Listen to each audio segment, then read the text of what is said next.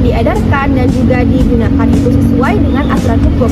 Karena tujuannya sederhana, yaitu untuk melindungi kesehatan dan juga keselamatan masyarakat. Selanjutnya adalah dasar-dasar hukum yang mengatur farmasi. Yang pertama, Undang-Undang Kesehatan UU Nomor 36 Tahun 2009. Aturan ini merupakan aturan umum yang mengatur semua pelayanan kesehatan, mulai dari bagaimana obat itu dibuat, diuji, disimpan, dan diedarkan. Intinya, obat yang beredar itu harus aman dan tidak menyesatkan. Yang kedua adalah Undang-Undang tentang Perlindungan Konsumen UU Nomor 8 Tahun 1999. Aturan ini menjamin hak kita sebagai pembeli supaya kita mendapatkan obat yang tidak palsu, tidak merugikan, tidak menyesatkan, dan tidak membahayakan tubuh. Yang ketiga adalah Undang-Undang Narkotika UU Nomor 35 Tahun 2009. Aturan ini mengatur tentang obat-obatan yang memiliki risiko tinggi, misalnya morfin atau betadine. Obat-obatan ini boleh digunakan asal dengan resep dokter. Yang keempat adalah Peraturan BPOM tentang izin edar dan pengawasan obat. Melalui peraturan ini, BPOM dapat mengetahui obat yang beredar itu sudah memiliki izin edar atau tidak. Jadi, dari sini kita bisa tahu di kemasan obat itu kita bisa cek tentang nomor izin edarnya. Yang kelima adalah Permenkes tentang tenaga dan sarana kefarmasian. Kementerian Kesehatan ini juga memiliki beberapa aturan. Misalnya yang pertama, Permenkes tentang perizinan apotek, mengatur syarat apotek tersebut boleh dibuka atau tidak. Yang kedua, Permenkes tentang tenaga kefarmasian, mengatur syarat apoteker dan tenaga teknis bisa praktik. Dan yang ketiga ialah Permenkes tentang pengawasan obat, mengatur obat ini diedarkan dengan benar atau tidak. Selanjutnya adalah pelanggaran hukum di bidang kefarmasian. Pelanggaran hukum di bidang kefarmasian merupakan semua tindakan yang melanggar aturan yang berkaitan dengan obat, dengan kefarmasian, dan fasilitas kefarmasian. Yang pertama, contohnya adalah praktik kefarmasian tanpa izin, seperti apotek yang berjalan pada surat izin apotek, terus tenaga kefarmasian yang bekerja tanpa adanya SPRA atau SPTK.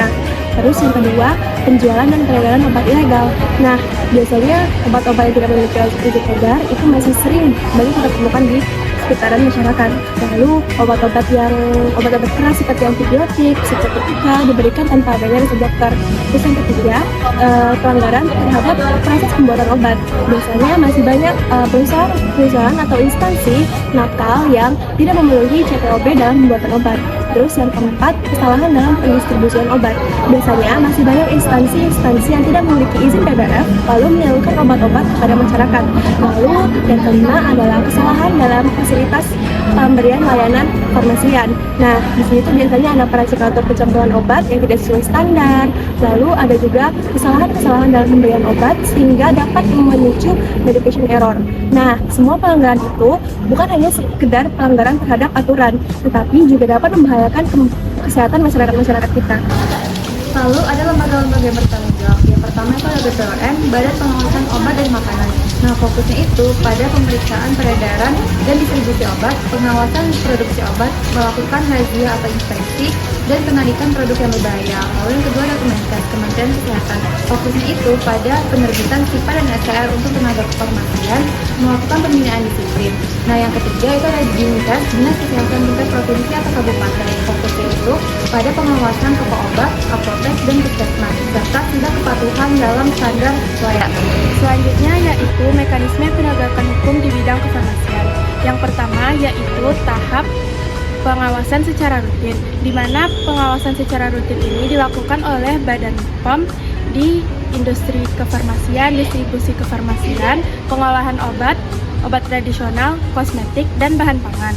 Selanjutnya, pengawasan rutin yang dilakukan oleh Dinas Kesehatan, di mana pengawasan ini dilakukan di apotek, rumah sakit, klinik, dan toko obat. Tahap kedua yaitu temuan pelanggaran. Apabila terjadi masalah pada saat pengawasan rutin, maka masuk ke dalam tahap temuan pelanggaran. Contoh-contoh temuan pelanggaran yaitu ditemukannya obat kadaluarsa, obat tanpa izin, penyebaran obat narkotika. Tahap ketiga yaitu pemeriksaan dan penyelidikan. Apabila terbukti ada pelanggaran, maka dilakukan tahap pemeriksaan dan penyelidikan. Tahap pemeriksaan secara administratif dilakukan oleh Badan POM dan Dinas Kesehatan, meliputi verifikasi surat izin, pemeriksaan kesesuaian praktik, serta konsultasi teknis dengan penanggulangan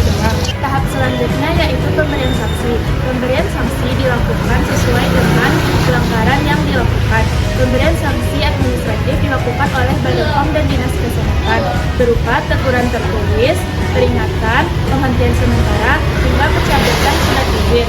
Selanjutnya, pemberian sanksi pidana dapat berupa kurungan penjara, penghentian usaha, serta penarikan barang. Ini dilakukan agar masyarakat mengetahui hasil dari penegakan hukum. Nah, dampaknya itu apa sih? Yang pertama, di masyarakat. Jadi, beberapa konsumen itu mengalami efek samping seperti mual, muntah, bahkan kerusakan hati dan ginjal. Dan beberapa pasien yang memiliki penyakit kronis itu berdampak buruk pada kesehatannya karena obat ini tidak memiliki khasiat yang bagus. Lalu pada layanan kesehatan.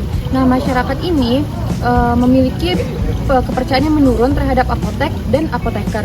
Lalu layanan kefarmasian ini dianggap hanya bisnis obat, bukan layanan kesehatan. Lalu pada negara mengalami kerugian yang besar. Dan terakhir terhadap kesehatan, resiko resistensi obat itu meningkat dan beberapa pasien yang memiliki penyakit kronis itu mengalami dampak yang buruk dan terhambat dalam upaya penyembuhannya. Penegakan hukum yang baik tidak hanya mengenai menindak si pelanggar, tapi juga mencegah agar pelanggaran itu tidak terjadi. Karena itu semua merupakan tanggung jawab dari kita bersama. Yang pertama, kita harus mengedukasi masyarakat. Kita harus tahu cara cek izin edar, kemudian juga membeli obat dari toko yang resmi. Kemudian yang kedua, kita harus meningkatkan peran dari apoteker karena mereka adalah yang bertanggung jawab. Kemudian yang ketiga, kita perlu meningkatkan kepatuhan dari industri. Tiap-tiap industri dan juga apotek harus menerapkan standar tinggi mulai dari CPOB hingga CBOB. Nah, teman-teman semua, kita telah melihat betapa kompleks dan juga pentingnya penerapan hukum di bidang kefarmasian. Ingat, itu semua bukan semata-mata untuk menghukum, tetapi untuk melindungi semua kalangan masyarakat. Mari menjadi konsumen yang bijak dan juga bertanggung jawab dan selalu ingat untuk membeli obat di toko yang resmi. Selalu ingat klik kemasan, label, izin edar, dan kadaluarsa. Terima kasih semuanya telah mendengarkan. Bye-bye!